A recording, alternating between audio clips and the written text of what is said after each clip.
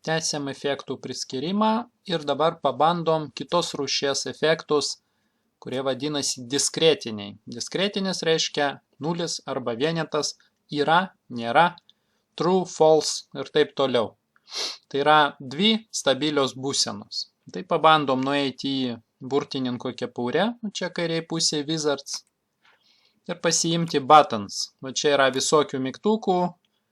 Tai pasiėmam, tarkim, va šitą mygtuką, va tokį. 2 kartus paspaust, padėt kur norim, taip, ir kad nuo to mygtuko kažkas tai pasidarytų.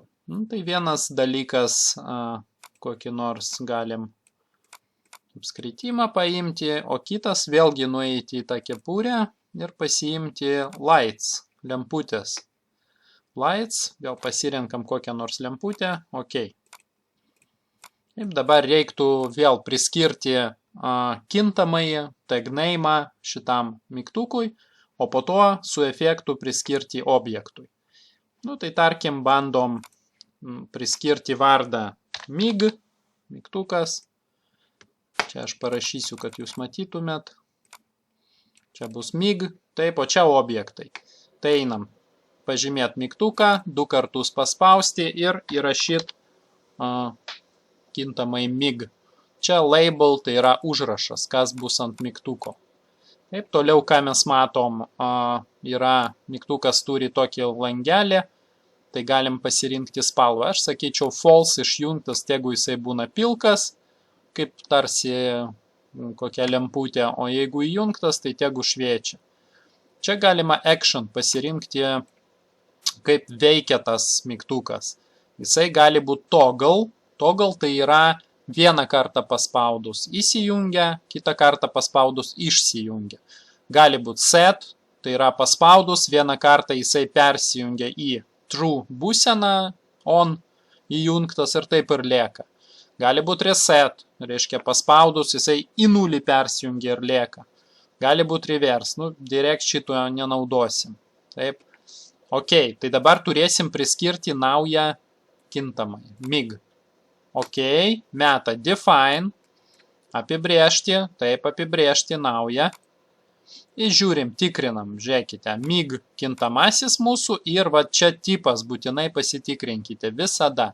Tai yra memory discrete, diskretinis, 1, 0, 1, 0.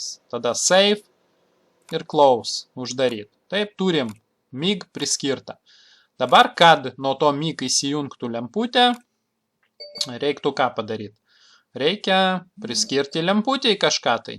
Tai spaudžiam ant lemputės. Taip, ir vat matom vėlgi, kad čia reiktų įrašyti, nuo ko jinai veikia. Tai jinai veikia nuo kintamojo mig. Ir jeigu lemputė išjungta, tegu būna pilka, o jeigu įjungta, tegu būna žalia. Pavyzdžiui, taip. Mig, čia spalvą suderinom, ok, bandom paleisti. Ir matom, kad įvyksta stebuklas, tiesiog įsijungia mygtukas, taip.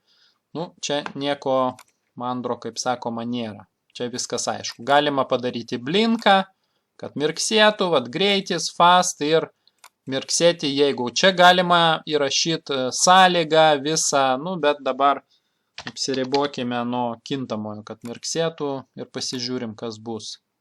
Va, kai mygtukas paspaustas, reiškia jinai mirksi. Kai nepaspaustas, jinai nemirksi ir dar pilka.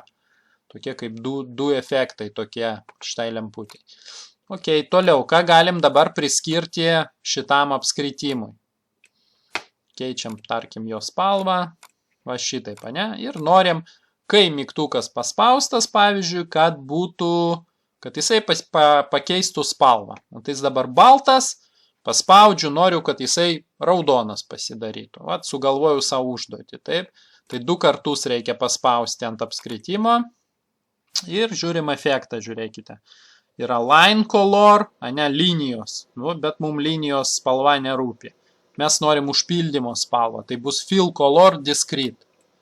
Spaudžiam. Taip, dabar yra kintamasis mūsų mig, nuo mūsų mygtuko. Ir va, žiūrėkite, yra spalvos. Jeigu mygtukas bus išjungtas, tai kintamasis mig lygus 0, jeigu būna baltas. O jeigu kintamasis 1, tai yra mygtukas paspaustas, tegu būna jisai raudonas. Ir ok, žiūrim, paleidžiam. Ir va, keičiasi spalva diskretiškai, taip, to objekto. Nepamirškite, kad galima pažymėti objektą pakeisti linijos story, pavyzdžiui, va tokia linija. Ir norim, kad dabar pasikeistų linijos, tuo pačiu ir linijos to apskritimo kontūro spalva. Tai žiūrėkit, šitą efektą paliekam, fill color, taip, bet dar papildomai uždedam line color.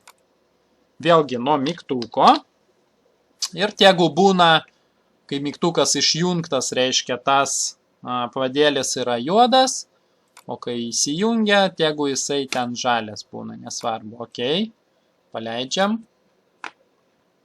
Nu va, matot, keičiasi ir fonas, ir keičiasi ir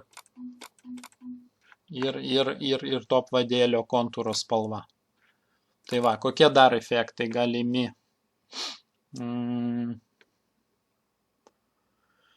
Galima, kad jisai visibility, pavyzdžiui, padaryti, kad jisai atsirastų ekrane ir jisai dingtų. Tai einam į visibility, įrašom savo mig, taip. Ir jau logika kokia, kai mygtukas bus paspaustas, įjungtas, mes matysim apskritimą ekrane, kai bus nepaspaustas, tai jisai dings. Nu. Ir dar tie mūsų galioja efektai. Bet šitas efektas turi prioritetą visibility. Ką dar? Galima padaryti jam, kad jisai mirksėtų. Čia visibility nuimu, padarau blink. Taip, nu čia vat visokių yra irgi fokusų. Galima, kad pasikeistų, kai mirksi spalvos teksto neturime, line coloras į tokį, fill coloras į tokį. Nu, tarkim, taip, fast, kad greitai mirksėtų. Žiūrim, pabandom. Nu, mirksi, ne, visaip spalvom išjungiu, nemirksi tos pradinės spalvos. Čia vėlgi pagal užduotį reikia žiūrėti, ką jam padaryti. Dar ką norėjau, toksai labai aktualus dalykas, kaip išvesti į ekraną kintamojo reikšmę.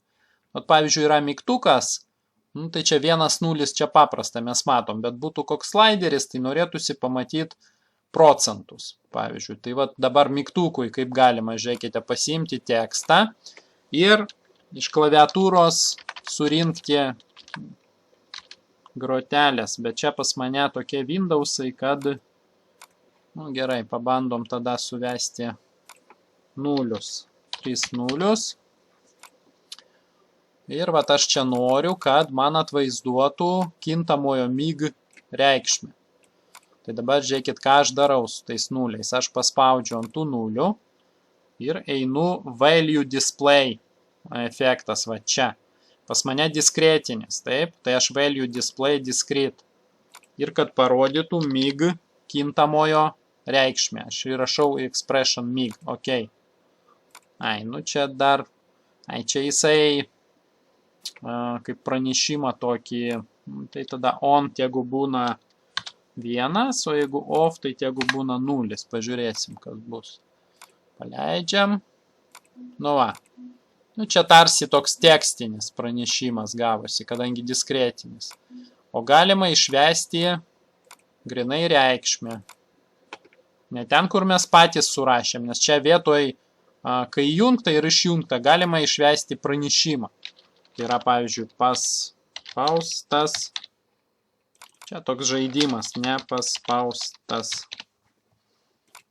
Žaidžiam, bandom. Taip, žiūrėkit. Va, nepaspaustas, paspaustas. Tai tekstinį pranešimą, diskretinį. Bet jeigu norim konkrečiai reikšmę, kad parodytų kintamojo, tai reiktų tada naudoti value display analog. Va čia va tai rašyti mūsų mig. Ir jau tada grinai rodo reikšmę. Va, matot? 0 arba 1.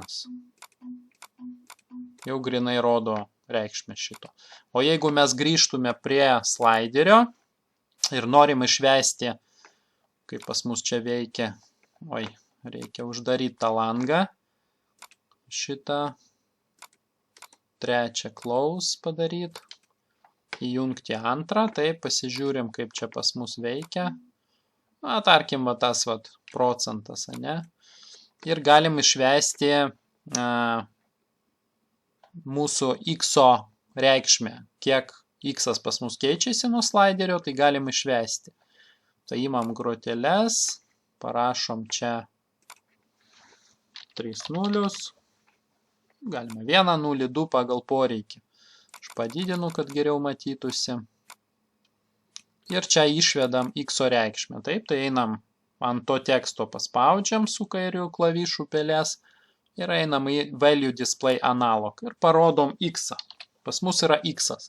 O x pas mus yra analoginis, kaip jūs prisimenat, memory real tipas, tai yra nuo 0 iki 100. Tai tada ką aš galiu paleisti dabar ir matyt reikšmes, žiūrėkite, va. Matot, keičiasi, va čia nuo 0, parodo reikšmę iki 100.